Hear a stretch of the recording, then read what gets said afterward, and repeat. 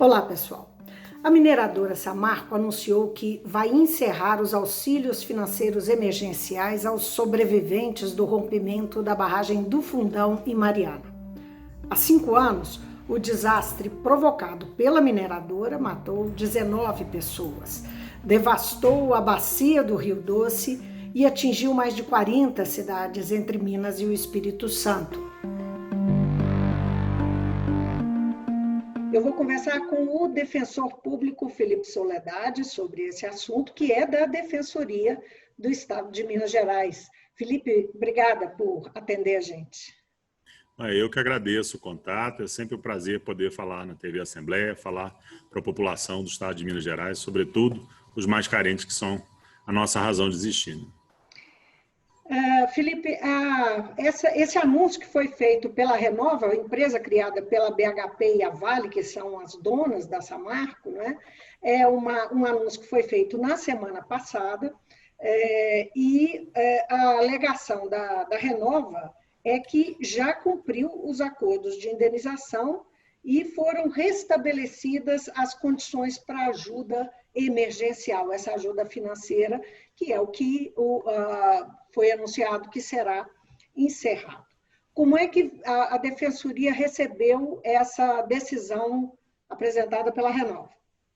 A gente vê essa situação com muita preocupação, porque muitos dos nossos assistidos que vêm à Defensoria Pública, que procuram nossa ajuda, dependem desses valores para a sua própria sobrevivência, né? São pessoas muito humildes, muitas delas perderam todas as suas possibilidades, todas as suas fontes de renda, algumas perderam parte da sua fonte de renda, e nós não acreditamos que essa decisão possa ser implementada de imediato, porque o prejuízo ainda persiste e essas pessoas precisam urgentemente que se resolva. Não só a questão do auxílio financeiro emergencial, mas, sobretudo, a reparação integral de todos os prejuízos que foram sofridos. Então, você não reconhece como verdadeira a alegação da Renova, da alegação da Samarco para encerrar, para fazer o encerramento do auxílio? Nós não concordamos que esse prejuízo tenha se encerrado, que esse auxílio financeiro emergencial possa ser cessado agora, porque as pessoas ainda estão sofrendo prejuízo. E o prejuízo ele vai continuar acontecendo até que elas recebam a integralidade dos danos que sofreram, né? Nós sabemos que esse é um auxílio temporário, né? O próprio nome dele, né? Auxílio financeiro emergencial. Ele não se destina à eternidade, ele não vai ser pago para sempre. Mas ele não pode parar de ser pago antes que as pessoas sejam efetivamente indenizadas em todos os prejuízos que sofreram. Seria um contrassenso. Então, é fato que em 5 anos esses prejuízos não foram reparados. Não houve a reparação suficiente. Não. O que está pendente? Qual que é a realidade, não é, dessas pessoas? Nós temos uma miríade muito grande de casos, né? Nós temos desde o pescador mais comezinho, mais artesanal possível, até um grande empresário. Então, ou seja, nós temos uma faixa muito grande de pessoas e nós não conseguimos ainda viabilizar uma solução individualizada para cada tipo de dano, para cada tipo de pessoa. Existe ainda uma discussão judicial muito grande acerca de quem são os atingidos, quais são os critérios para se estabelecer o valor de cada um desses danos, dano moral, dano material, a perda dos equipamentos de quem era profissional, a perda de estoque, ou seja, é uma variedade muito grande de prejuízos. E não se conseguiu chegar até agora, né, a uma decisão judicial ou um acordo que pudesse abranger toda essa pluralidade de prejuízos e as pessoas fossem efetivamente indenizadas. Nós ainda estamos discutindo coisas de natureza emergencial, nós ainda estamos discutindo questões que já deviam ter sido resolvidas meses após o rompimento da barragem. Agora, a Samarco pode tomar essa decisão de forma unilateral? Você disse há pouco que não concorda, que ele não pode fazer isso, mas ela pode tomar unilateralmente? Nós acreditamos que, ainda que pudesse, não deveria, né? Mais do que uma discussão de poder, é uma discussão sobre justiça, né? Não adianta se tomar essa decisão para a questão ser devolvida de novo ao Poder Judiciário e nós ficarmos discutindo isso durante anos e anos e anos e anos, né? É preciso que isso chegue a alguma solução rápida, se é que dá para falar rápido, 5 anos depois de tudo que isso aconteceu, porque nós temos muita discussão judicial, mas dinheiro no bolso dos atingidos até agora, muito pouco foi feito. Então, a gente acredita que outras soluções, outros caminhos precisam ser trilhados para que as pessoas possam receber o que devem receber. Como é que é essa intermediação? Não é? Você disse que pode ser devolvida para a justiça por conta desse anúncio, a questão pode ser devolvida à justiça por conta desse anúncio que foi feito pela Samarco. Significa que não está na mão da justiça. Em que pé que está exatamente? Né? Você disse que são diversos casos, você tem várias demandas diferentes, desde o auxílio, né, até a reconstrução de Bento Rodrigues, de Gesteira de Paracatu de Baixo. Tem uma série de demandas aí que não foram atendidas. Né? Como é que é? Como é que funciona exatamente isso? Para te exemplificar com um caso semelhante, a gente sabe que é bem diferente, mas que teve um outro encaminhamento, que é o caso de Brumadinho. Né? Brumadinho nós acompanhamos também desde o início como se lidou com as questões, e muitas das questões em Brumadinho sequer foram levadas ao Poder Judiciário. Elas foram resolvidas através de um acordo, um termo de compromisso entre a Defensoria Pública e a mineradora Vale. E muitas dessas questões foram resolvidas através de conciliação. Então, cada caso é analisado individualmente, cada pessoa tem a possibilidade de trazer sua documentação, de contar sua história. Nós definimos parâmetros consensualmente, né? Nós sentamos, conversamos, definimos parâmetros concretos de como indenizar cada tipo de situação e as pessoas, nós já temos quase 400 acordos familiares feitos em Brumadinho e nós temos muito menos tempo do que aconteceu em Mariana. Então, a gente acredita também que apenas levar a questão para que o judiciário resolva nem sempre é a melhor escolha. Né? Todas as questões envolvendo Mariana, então, por exemplo, essa, né? Quando é que termina efetivamente o prejuízo? Quando é que a situação se restabelece à normalidade? Essa é a pergunta. Né? E o termo de acordo não tinha um prazo definido, até porque isso depende de perícia. É preciso que estudiosos vão até o rio, atestem a qualidade da água, atestem se é possível voltar a cada tipo de atividade volta, de repente, num tempo diferente. Então, você pode lavar roupa no rio a partir de um determinado prazo, mas você não pode pescar já no mesmo prazo, no mesmo rio. Então, são questões que são tão complexas que muitas das vezes entregar pura e simplesmente para que a justiça determine nem sempre é o melhor caminho. Mas essa questão dos acordos, ela foi criticada pelo movimento dos atingidos por barragem. Sim. Levantou uma questão aí, como havia um acordo coletivo anterior, que isso podia deixar as pessoas sujeitas a uma pressão e um poder econômico que a gente sabe que realmente as mineradoras têm. No caso da Vale, no caso de Brumadinho, a Vale, né, tem um poder econômico e um poder jurídico, não é? de lidar com as questões jurídicas enorme. Isso, como é que a Defensoria lidou com isso? Porque é desigual mesmo, não é? E essa desigualdade ela não desaparece, né? Porque ela existe não só no plano da discussão do acordo, mas ela existe também no processo. Ou seja, o atingido, tanto em Mariana quanto em Brumadinho, ele está litigando contra uma empresa multinacional que tem condição de pagar escritório de advocacia de toda a qualidade para litigar o tempo que for necessário. Então, levar isso para judicializar também não some com a diversidade ou com a disparidade de forças entre o atingido e a mineradora. Essa não é a questão fundamental para nós. E o que eu posso te assegurar é que a Defensoria Pública é uma instituição de Estado. Então, é muito mais fácil discutir uma instituição de Estado com uma mineradora do que discutir uma associação, uma pessoa isoladamente. Então, nós temos, sim, condições de discutir, não vou dizer com igualdade, né?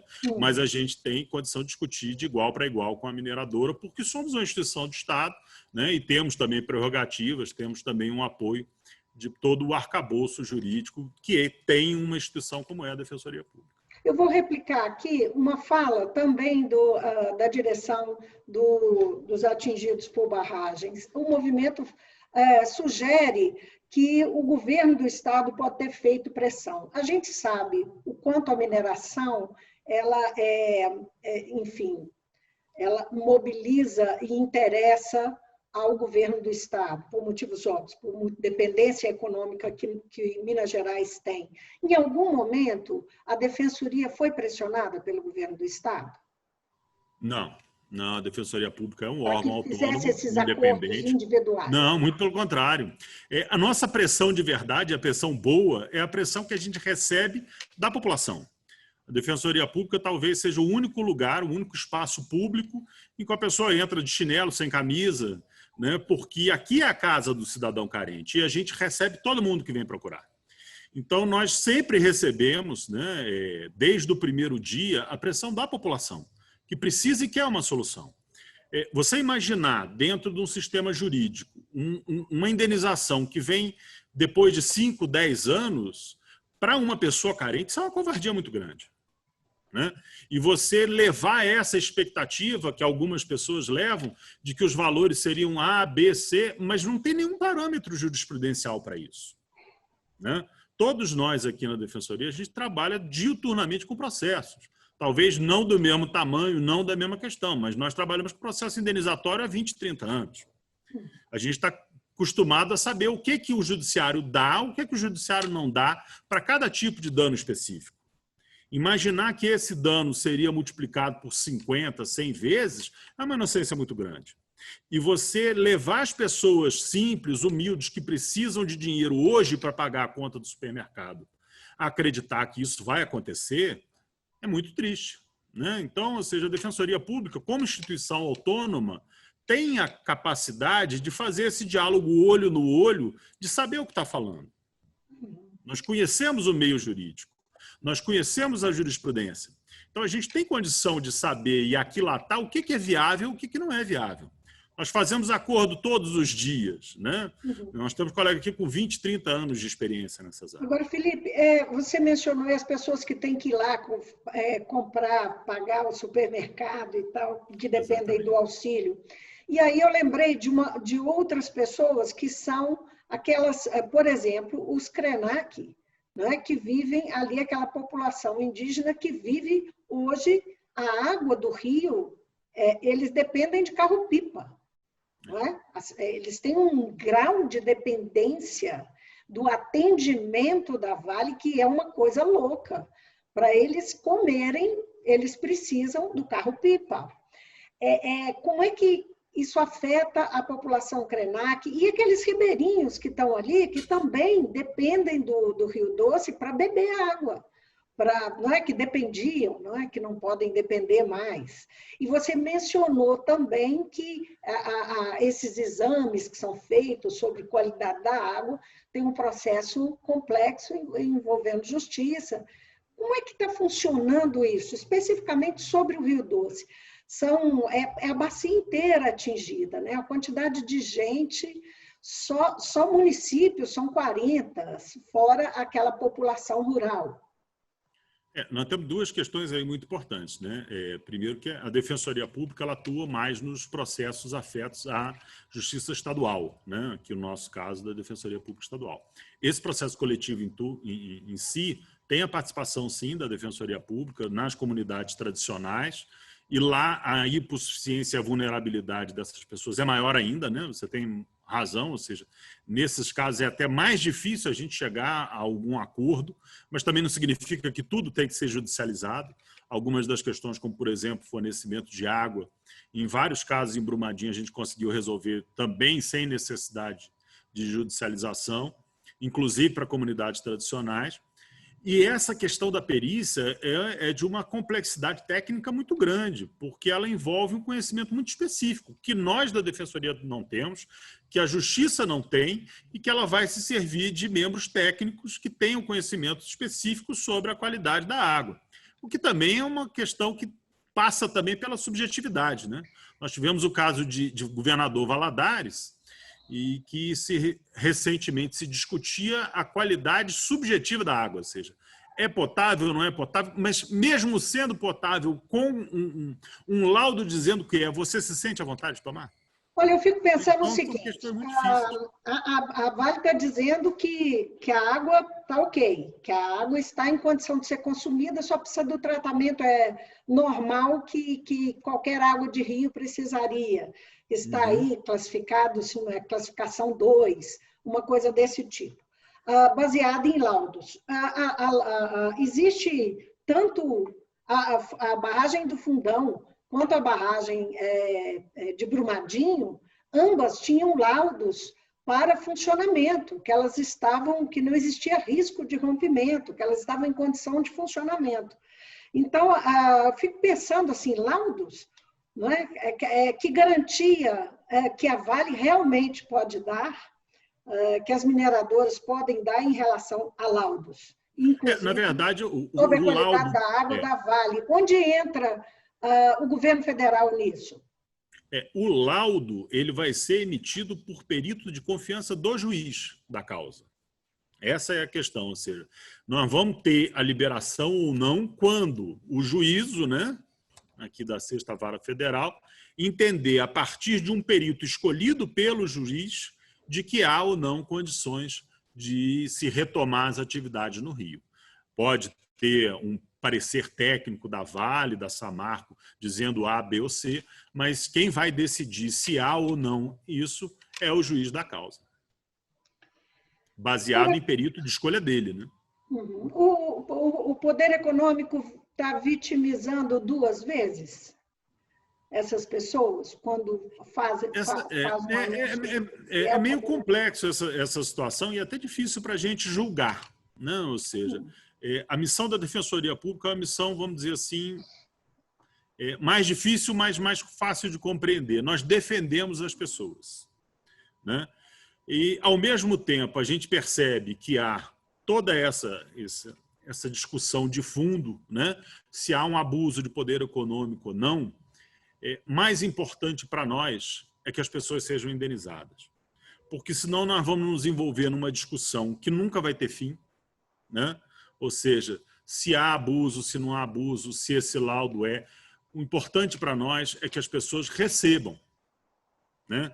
Para o seu João, para a Dona Maria, que estão lá em situação de penúria, se algum executivo vai ser preso, se alguém vai ser responsabilizado pelo crime ambiental, é importante, mas não é tão importante quanto pagar a conta, né, do supermercado, tão importante quanto ele poder ter um meio de vida. Ou pelo menos mais imediato, é importante, punição né? É importante, mas o nosso foco é outro. Porque, ao mesmo tempo, a gente está perdido nessas discussões há 5 anos. Né? Ou seja, quem é o responsável? Há crime, não há crime, prendeu alguém, não prendeu alguém, vai ser cassada a licença de mineração. Nós estamos discutindo isso há 5 anos. E o seu João não está interessado nisso. Ou pode até estar, mas está muito menos interessado nisso do que no dinheiro que ele tem que receber. Tem que sobreviver. E a missão da Defensoria Pública é defender ele. A Vale tem os advogados que defendem o interesse dela, né? O meio ambiente tem o Ministério Público que o defenda, mas até agora, quem é que está defendendo o interesse do seu João? Né? Então, o nosso foco é outro, a nossa preocupação é outra. Agora, objetivamente, agora o que acontece? A Renova, a Samarco, através da Renova, fez o anúncio de que a partir de agosto começa a encerrar os auxílios. Ela fala que até dezembro vai fazer o encerramento desses auxílios. Isso alcança todo tipo de sobreviventes afetados, gente que estava na beira do rio, que estava em Mariana, em Bento Rodrigues, nos municípios, não é isso? O que acontece agora? Objetivamente, nós estamos ainda perdidos num sistema adversarial. Nós estamos brigando para saber quem está certo, quem está errado. Isso vai se estender em processos judiciais anos a fio. Nós temos o exemplo aí do caso do Expo Minas, nós temos o caso do Canecão Mineiro e o caso de Mariana está caminhando para isso. Ou nós vamos conseguir um esforço para construir um acordo, como conseguiu a Defensoria Pública em Brumadinho, para que as pessoas recebam, né? Com crítica, sem crítica, mas que recebam. E eu tenho certeza que todo mundo que recebeu em Brumadinho considera justo o valor que recebeu. Ou nós vamos ficar nesse cipoal durante mais 5, 10 ou tantos anos quantos, porque nós estamos errando o foco. Em vez de descobrir quem está certo, quem está errado, nós precisamos resolver o problema. A mineradora não está fazendo... A mineradora não está jogando com a perspectiva das pessoas irem para a justiça, naquele sentido de que não, reclama aí. Olha só, nós estamos em plena pandemia. Muitos dos serviços jurídicos estão paralisados. Qualquer grande empresa, né, seja essa mineradora, qualquer outra, tem um grande corpo jurídico próprio. Tem condição de contratar advogados para apoiar a sua defesa. Nós vamos ficar presos nisso até quando? Não, eu acho que nós temos que reverter esse raciocínio. É preciso chamá-los à responsabilidade social e jurídica disso, que eles se motivem a entender, mas é preciso também que nós, que defendemos o interesse das pessoas, tenhamos um senso prático. Nós temos que resolver essa situação. A gente ficar discutindo, criando expectativa nas pessoas que estejam fora da realidade jurídica, ainda que seja aquilo que a gente deseja, a gente vai criar um mundo ilusório para essas pessoas e nós não vamos dar solução. As autoridades públicas precisam dar solução. Não é criar expectativa, não é criar a discussão por si só. Nós já estamos há 5 anos aí e de concreto o que foi feito pelas pessoas. É essa a minha preocupação, é essa a preocupação da Defensoria. Será que a responsabilidade social dessa mineradora especificamente e de outras mineradoras também não podem, digamos, ser suscitado com pressão internacional? Nós vimos o caso aí do fundo da Noruega, não é? Uhum. Que tirou a Vale e a Eletrobras, salvo engano, isso, por conta anunciou veto a investimentos da Vale e da Eletrobras por danos ambientais e violações aos direitos humanos. Esse fundo da Noruega de 1 trilhão, não é? Esses fundos internacionais são extremamente poderosos. Você acredita que eles podem funcionar como pressão por responsabilidade social, por uma questão, se não legal, mas moral, na ação dessas grandes empresas? É um pouquinho fora do nosso métier, né, de mercado financeiro. Na sua opinião.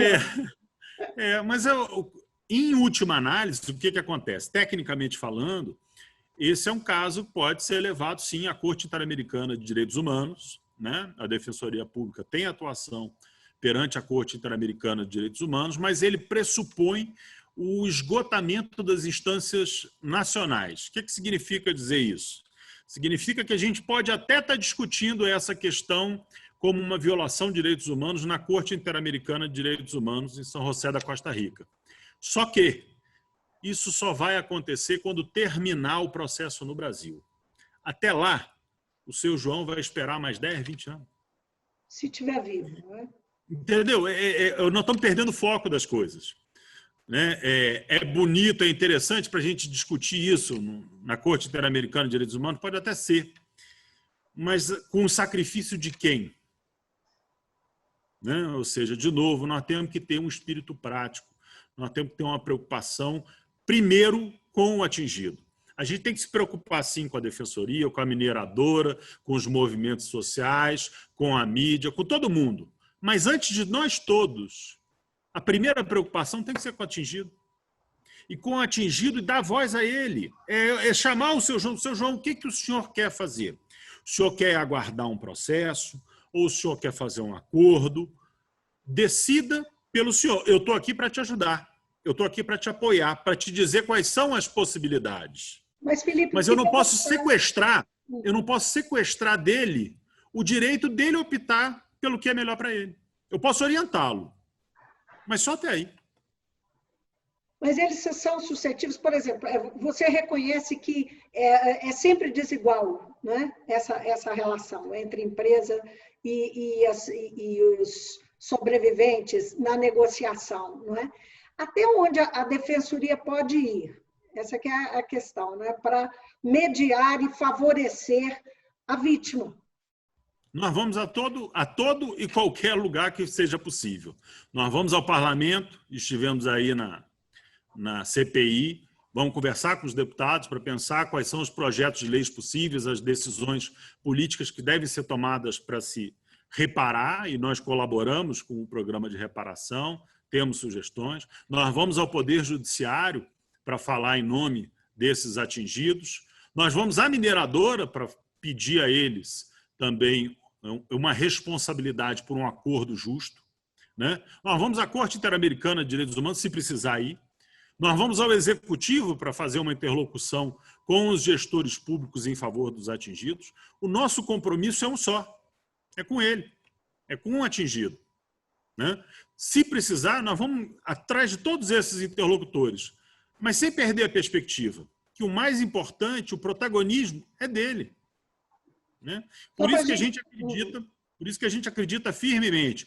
Ou nós vamos ter um acordo razoável, ou nós vamos nos perder em mais 5 anos ou até mais em discussões judiciais. Vamos devolver a discussão, né? Ou seja, o termo fala em cessação, mas a gente não tinha um prazo específico, ele demanda perícia. Essa perícia vai ser objeto de discussão. A decisão que foi embasada na perícia vai ser objeto de recurso. E quando é que isso termina? Na negociação, alguma possibilidade de reversão dessa decisão apresentada pela Nós somos otimistas sempre, né? Ou seja, você trouxe aí essa perspectiva de prejuízo financeiro para as empresas por não resolverem esse problema, né? Existe toda uma pressão da mídia, de outras autoridades de Estado, que tem que acontecer. Não estamos dizendo que tem que acontecer, mas a preocupação da defensoria, o foco é outro, cada um, né, dentro do seu quadrado, dentro da sua perspectiva. E o que a gente acredita é que alguém vai ter que ter o bom senso, não é possível, que a gente vai continuar perdido nessas discussões em caráter indefinido, né, e continuar sacrificando o pequeno, né, que é quem mais sofre. É ele que não tem fotografia, não tem extrato bancário, não tem carteira de trabalho assinada. É esse o público da defensoria e esse é o público que mais sofre. Felipe, dito isso, vamos então, de todo o coração, eu espero que de alguma forma se encaminhe para essas pessoas. Porque é muito... É triste, né? Para a gente que assiste é terrível, eu imagino, para quem vive. É muito triste, mas eu acho que a gente não pode perder nunca o foco. A gente não pode perder a ordem de prioridade. Se alguém podia estar esperando, não era o seu João. Era a empresa que teve prejuízo, era o município, era todo mundo. Mas o primeiro a receber tinha que ser o mais vulnerável. Tinha que ser a população indígena, tinha que ser a lavadeira, o pescador. Ele não pode ser deixado por último. Obrigada por essa conversa e boa sorte. Muito obrigado. Obrigado pela oportunidade. Foi um prazer falar com você. Prazer todo Um nosso. abraço. Um abraço.